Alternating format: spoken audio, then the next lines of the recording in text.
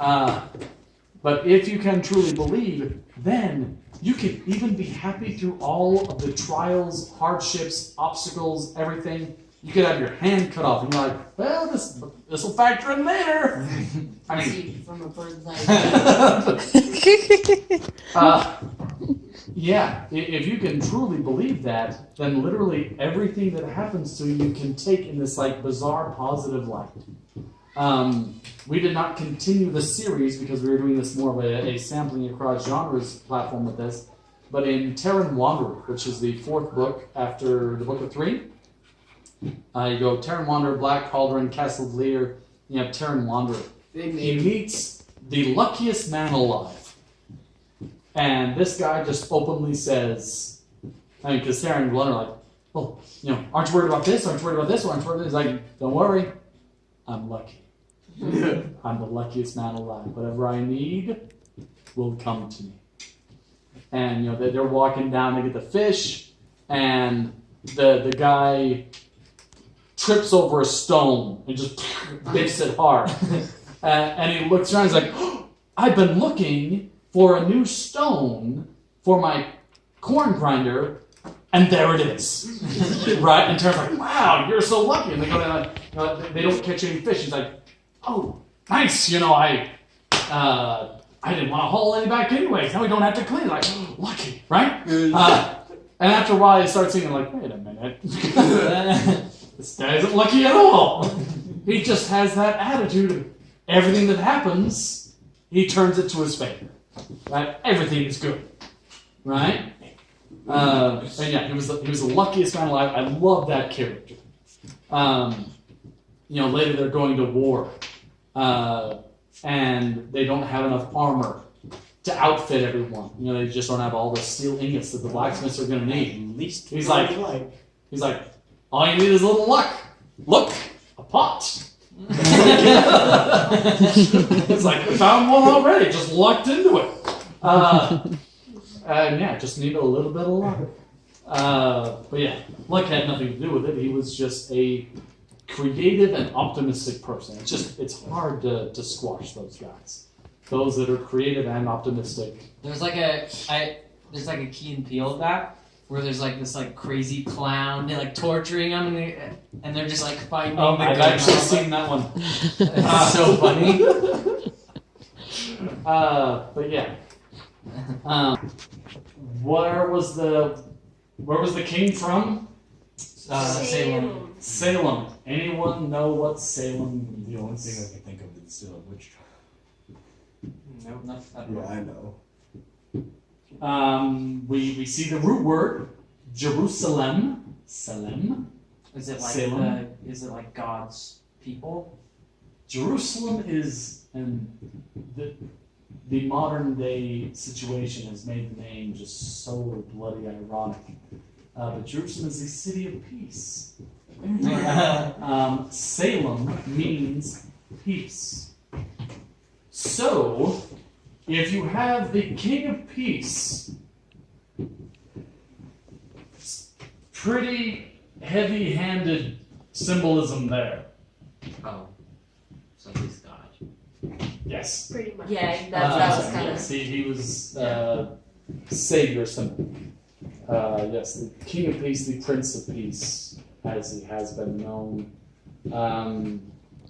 There is, even in the Bible, a character, not a character, a figure who is a symbol of the Savior, but in Old Testament times that is Melchizedek. Okay, Melchizedek was the king of Salem. I thought he was a priest. A really Yes. good priest. He was a high priest. He was also king of Salem. He was the king to whom Abraham paid his tithes. Okay? When Abraham had good fortune, he paid offerings to Melchizedek, the king of Salem, the king of peace. Melchizedek essentially forming a human symbol of the Savior himself. So yeah. But even like he knew about certain things that like weren't explicitly told to him. That To you all the time, right? I trip over enough rocks. Fake I'm fake not think I'm the luckiest now. That guy never did. Hide your face, you can't get recorded. Mind blowing. What do you guys know about the placebo effect? Yes, I love This sounds cool. Okay. Just placebo in general. So, generally speaking, if anyone is not familiar with it, the whole idea is if you take some sort of medication that you believe is going to work, Oh yeah. there's a certain percentage where that's all it needs.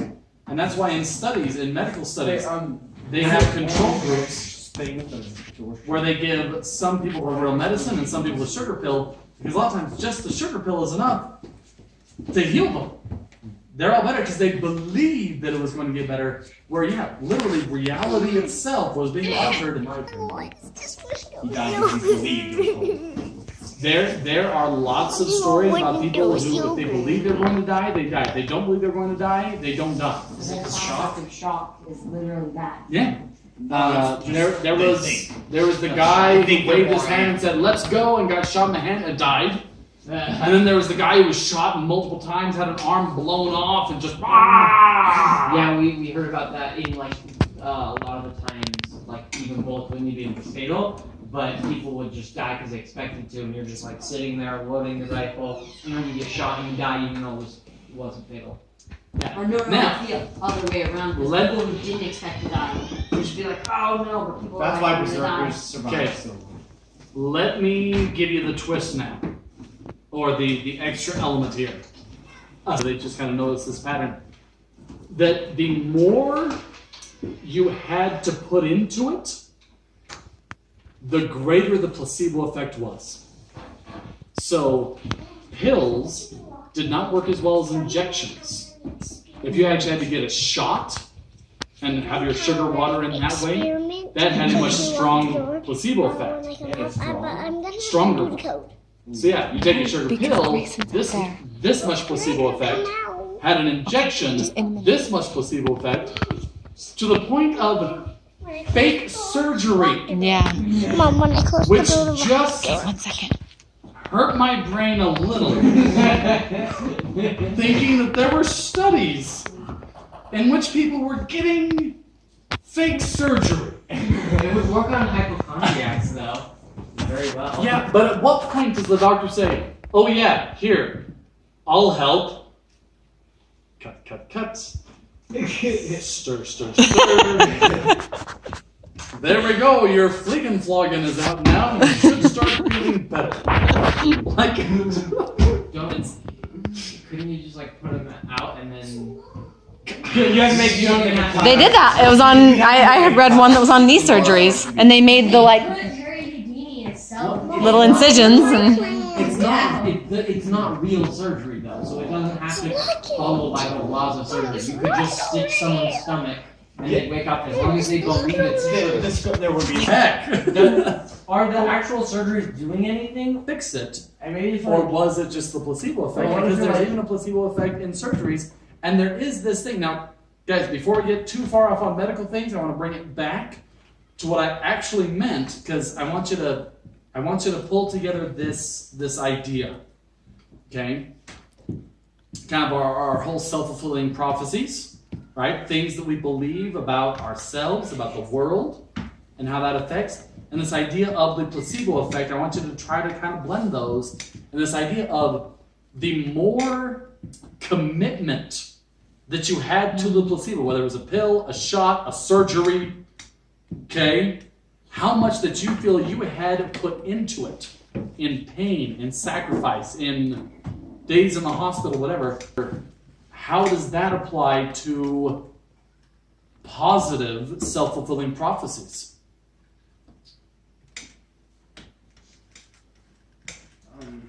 if you like,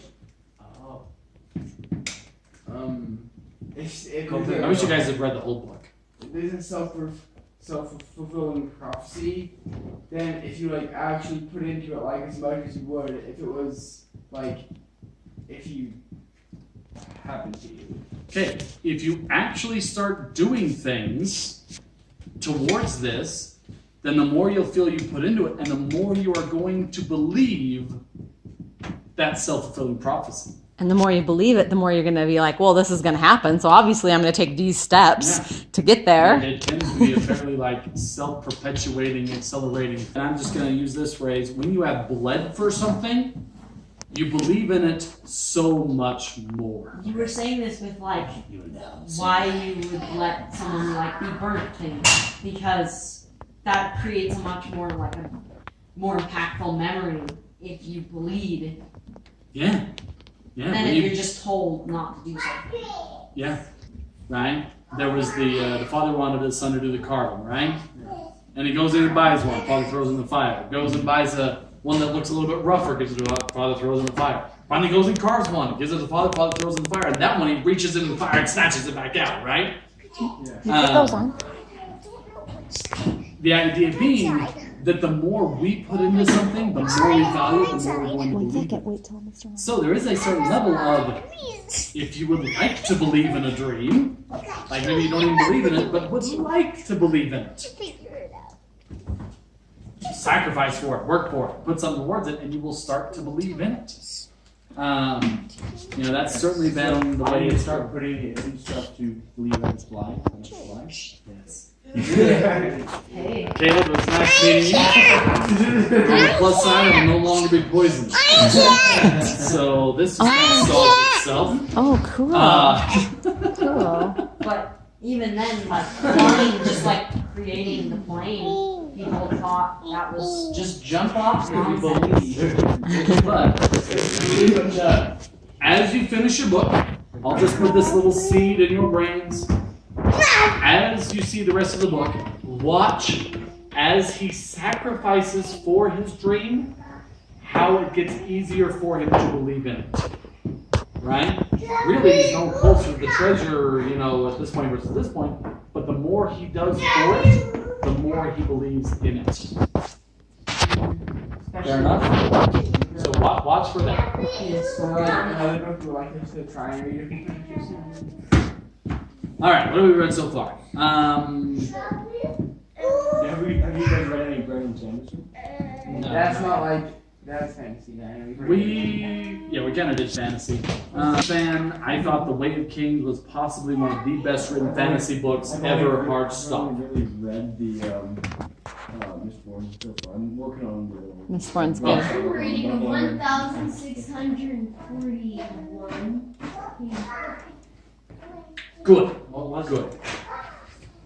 Let me think. Alright, so we did. Hold on. Alright, so we did a fantasy. We did a sci-fi. What was the sci-fi called again? Sorry. The Alliance by Gerald Lund. That's a fun one. So we did fantasy, maybe historical fiction. Historical fiction would be fun. Much more lighthearted than a child called it. Much. didn't you say, I think, after the book of Reach, how to win friends and influence people? Oh yeah, that would be straight up self-help. Who has read How to Win Friends and Influence People? You've read some of those. What's for you to stop reading? You know what? How well could we do that? Yeah, no, let's do that one. I think everyone should read that one. How to Win Friends and Influence People. The title I've always thought was really stupid. But it is one of the best written treatises on day-to-day human nature that I think I've ever read. Why is the title? Because it sounds so cheesy and pandering. How to win friends and influence people. Like, it always sounded stupid to me. It's actually a very well written treatise on human nature and self-confidence. What would you call it if you were doing it? I don't know, I'm not going to do this thing. Takes you a while to name a book, I thought it would be manipulative a little bit, but it's not. It's not. And yeah, that's part of the problem with the title, I think, is that it is slightly misleading. It sounds like you're trying to figure out how to, mess with people or to charm. It is so much more internal. It's like more like, here's how to be someone that people want to be around and listen to. Right? Maybe that was a better title. How to be someone that people want to be around. Right? It's like how to be. It's like really more like how to be. Like How to be. I love the background of the book because he was not a psychologist. He was teaching, I think, a night course on public speaking. So he was just there to teach people how to speak. But very quickly he found out this is not something that you teach in terms of put your hand here, raise your voice to this, go to the high notes, we're talking about something strange. Like, it wasn't that sort of thing. He had to teach people how to feel confident. And that led to some very different subjects for him. Right? How do you teach someone how to be confident around people? And from that he came up with how to win friends and influence people. Okay. Cool. But yeah, it's like, how to win arguments. Don't get in them. Right? And yeah, it's more like techniques of how to avoid arguments and how to understand people. And it was very well done. So yeah, I'll come down on that one. We'll say the nonfiction and we'll instead go into self-help. And we will do how to win friends and influence people. Yeah. I'll make sure to subscribe. Yeah. Now, the only problem is what Jeremy just brought up. We aren't doing literature next week. It is self-help, or sorry, it's self-reliance. What do you guys want? I'm thinking of kind of like, a bigger one for our final one. Should we make practice swords and do a little swordsmanship? Yes. Quantum physics, so cool in theory, so boring in practice. Shockingly. You mean there's not any hands-on experiments you can do in quantum physics with them in 2 hours? Very good. Wait, there are. You need a couple of huge machines. They all have Nope. There are things that you can do just in the way light behaves. The implications of which are staggering. The actual experiment is boring. No It's Ant-Man like, band. look, a shadow. This refers to the duality of light. It's like you have just these multiple dimensions and entrapment and all this really cool stuff. But when you actually try to get into it, what you realize is that all this stuff is just patterns that they saw in some shockingly complicated math.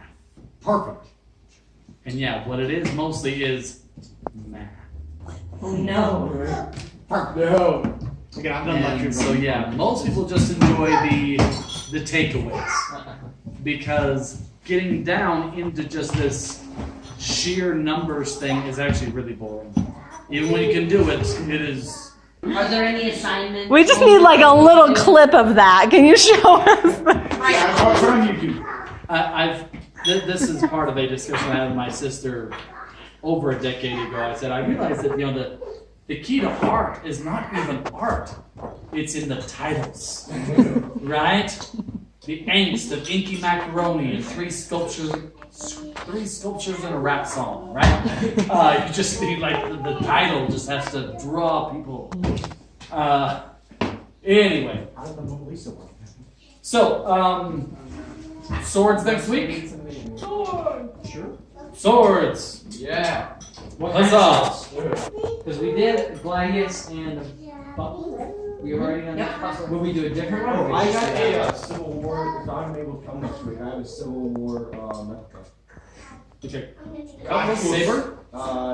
Saber. Cavalry saber. Yeah. Like a literal Civil War replica. Those are actually really deadly swords. The saber was kind of like everything coming together, like how best to kill people. Saber. Is a saber like a rapier, or is it? If I'm able to come next week, I can be ready. Anyway, we one of the reasons why I did the Gladius was to limit the bloodshed. Believe me, you can bleed on a practice sword. By making the gladius, I made it about speed. If you get into longer swords, you get a little bit more weight, a little more crunch behind it. No. You guys are getting old enough. Greg, I might actually Greg, just go for will it you grab him? anyways. No, I'm Yeah, break the fireplace, buddy. Okay. Will